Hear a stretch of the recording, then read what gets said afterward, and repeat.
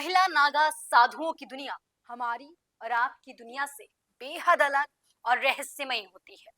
महिला नागा साधुओं के बारे में आमतौर पर लोग जानते भी नहीं हैं, लेकिन जब हम नागा महिला साधुओं की बात करते हैं तो लोग के जहन में ऐसे सवाल आते हैं कि क्या वाकई पुरुषों की तरह महिलाएं नागा साधुओं भी रहती हैं, या रहती हैं तो किस तरीके से, उनकी क्या प्रक्रिया है, क्या वो भी निर्वस्त्र रहती हैं?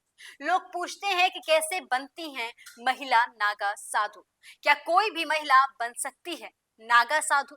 किन नियमों का पालन करना होता है महिला नागा साधुओं को बनने के लिए? तो आज इन्हीं सवालों के जवाब पर बातचीत करेंगे। नमस्कार, आप देख रहे हैं जेएनपी इंडिया। मेरा नाम है स्नेहा तिवारी और आज हम जानेंगे त्याग और तपस्या का दूसरा नाम महिला नागा साधुओं के बारे में। साधुओं के पास ऐसी रहस्यमयी और अलौकिक चमत्कार होते हैं जिन्हें देखकर हर कोई हैरत में आ जाता है। इस वीडियो में महिला नागा साधुओं से जुड़े ऐसे रहस्यों के बारे में हम बात करने जा रहे हैं जिन्हें जानकर आपके रोंगटे खड़े हो जाएंगे। क्या आप जानते हैं कि एक सामान्य महिला को नागा साधु बनने की जो प्रक्रिया है, उसके दौरान उनके शरीर के एक विशेष हिस्से को भी निष्क्रिय कर दिया जाता है, जो वासना को उत्पन्न करता है। ये प्रक्रिया ना केवल जटिल होती है, बल्कि इसे सुनकर किसी के भी होश उड़ सकते हैं। आखिर एक साधारण महिला को नागा साधु बनने की इस अनोखी और कठोर प्रक्रिया के पीछे क्या कारण है, क्या रहस्य है, सब कुछ जानेंगे।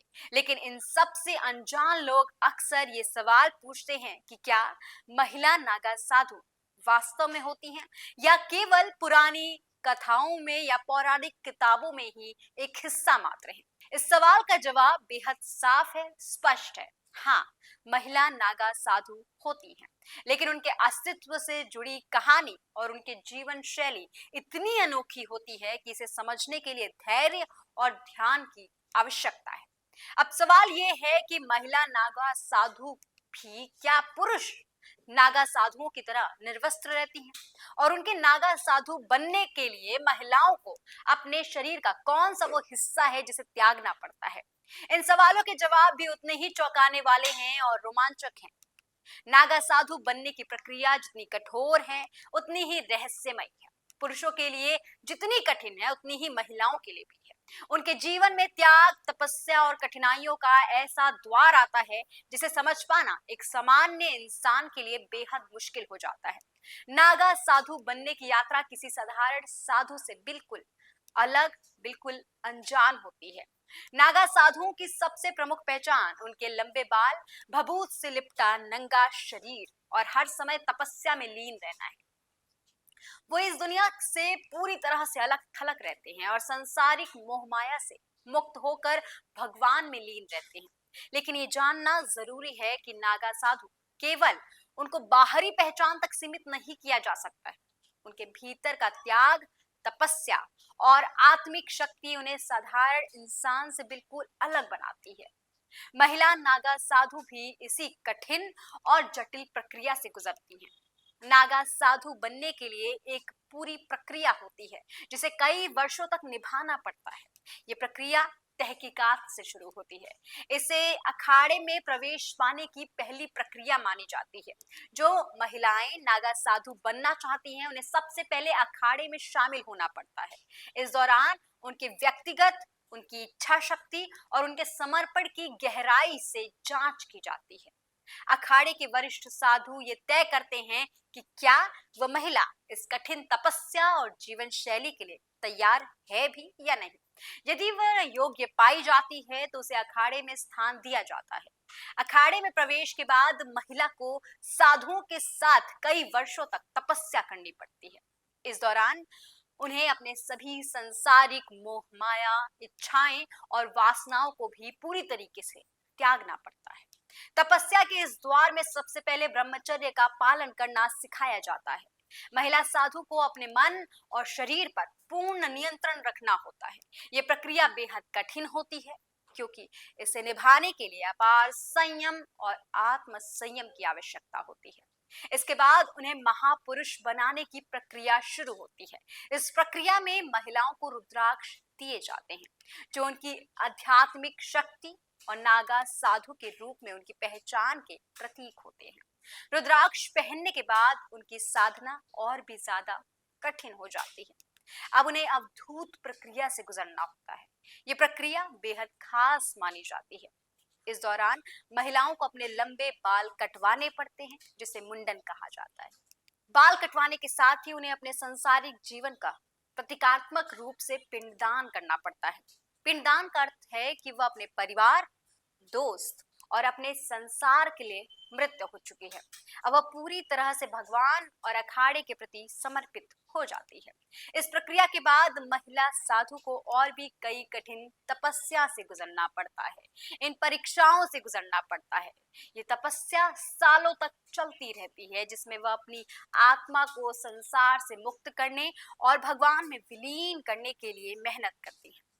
महिला नागा साधु बनने की यात्रा जितनी कठिन है, उतनी ही रहस्यमयी भी मानी जाती है।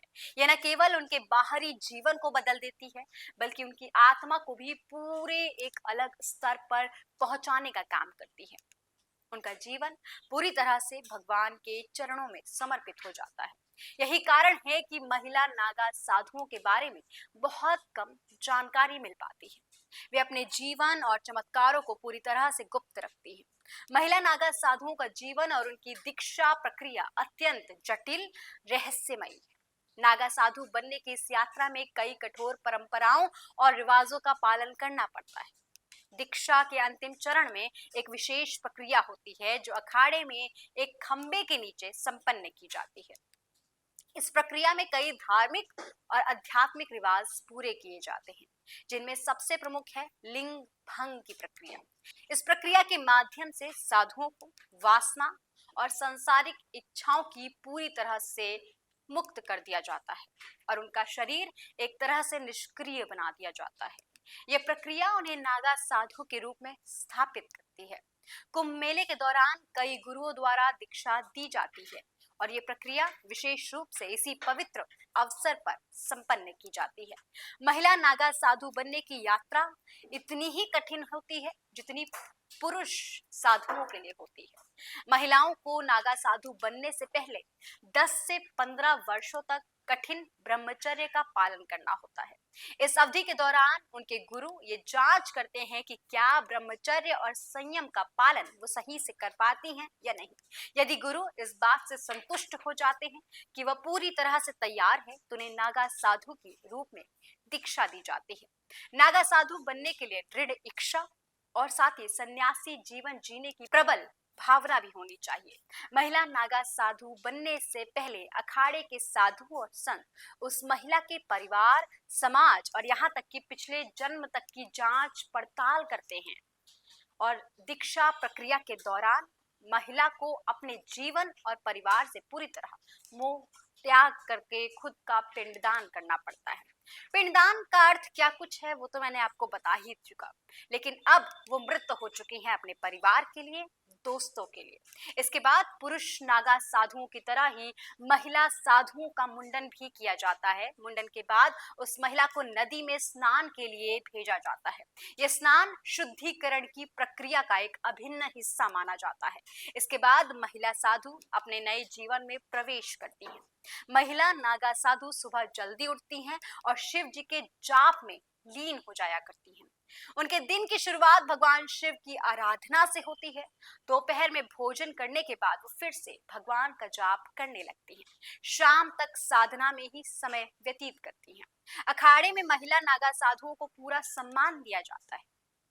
जब भी कोई महिला पूरी तरह से नागा साधु बन जाती है, तो उस अखाड़े के सभी साधु संत उन्हें माता कहकर संबोधित करते हैं। लेकिन सन्यासी बनने से पहले महिला को यह साबित करना होता है कि अब उसका, उसके परिवार, उसके समाज से कोई लगाव नहीं है।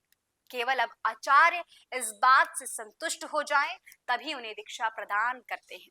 महिला नागा साधुओं को पुरुष नागा साधुओं की तरह पूरी तरह नग्न रहने की अनुमति नहीं है। उन्हें अपने शरीर पर भगवा कपड़ा लपेटने की अनुमति होती है, जो ठंड, गर्मी या बरसात हर मौसम में उनकी एकमात्र पोशाक होती है। यहाँ तक कि तीर्थ स्थलों पर भी उन्हें नग्न स्नान करने की अनुमति नहीं दी जाती है। दिलचस्प बात तो ये है कि महिला नागा साधु बनने की इच्छा केवल भारत की महिलाएं तक सीमित नहीं है, बल्कि विदेशी महिलाएं भी नागा साधु बनने की प्रक्रिया में गहरी रुचि दिखाती हैं। विशेष रूप से कुंभ मेले में जर्मनी, नेपाल, मॉस्को, अमेरिका और अन्य देशों से आई महिलाएं अखाड़े में आती हैं और कई तरीके की शिक्षा का आध्यात्मिक शिक्षा के लिए रुचि दिखाती हैं। कुछ संधियां गृहस्थ जीवन को भी त्याग कर साधु बन चुकी हैं। जूना अखाड़ा जैसे कई अखाड़ों में ऐसी महिलाएं साध्वी बनती हैं जिन्हें अपना पूरा जीवन भगवान और आराधना को समर्पित करना होता है। उनके लिए संसार से कोई मोह नहीं होता। उनका पूरा जीवन हरि भजन और भगवान शिव की आराधना में ही बीत जाता है। तो दोस्तों, साधु के इस तिलक, श्रृंगार, अखाड़े के नियमों के अनुसार ये सब कुछ किया जाता है और यही कठोर अनुशासन और समर्पण नागा साधुओं को विशेष और अद्वितीय बना देता है। तो दोस्तों, महिला नागा साधुओं के बारे में मैंने वो आपको सारी जानकारी दे दी, जिसे जानकर आप भी हैरान रह जाएंगे। आपने क्या कभी सोचा था कि महिला नागा साधु जो कुंभ में कभी कभी दिखाई देती हैं और बाकी समय पर कहाँ रहती हैं, किस तरीके से रहती हैं, क्या होती है महिला नागा साधु बनने की प्रक्रिया? तो दोस्तों, इस पूरी वीडियो में मैंने आपको ये सारी जानकारियां दी हैं। ये जानकारी आपको कैसी लगी कमेंट सेक्शन में लिखकर जरूर बताइएगा और ऐसी तमाम खबरों के लिए देखते रहिए DNP इंडिया।